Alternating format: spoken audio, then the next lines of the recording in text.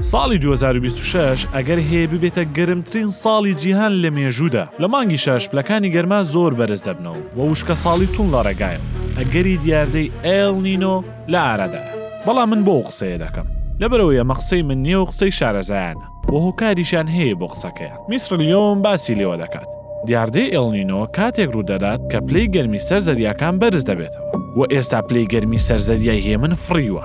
بەڕێوەبەرایەتی نیشتیمانی زەریاکان و بەرگەهەوا بۆیان دەرکەوتووە زەریای هێمن 2 بۆ 3 پلە گەرمترە لە ئاستی ئاسایی. واگەر ئەم پلەیە بەرز ببێتەوە بۆ 4 پلەی یەکسەر کەشوهەوا تێک دەدات و دیاردەی ئێل نینۆ بە خێراتنمان دەکات. داتاکان ئاشکرای دەکەن لە ناوەڕاستی مانگی 6 بە ئەگەری 162 دیاردەی ئێل نینۆ ڕوودەدات و بە ئەگەری 125 دیاردەی سوپەر ئێل نینۆ ڕوودەدات کە ئەمەیان زۆر کارە سەربارترە. بۆیە ئەم دیاردەیەش هۆکار دەبێت بۆ گەرمترین هاوین لە مێژووی جیهاندا.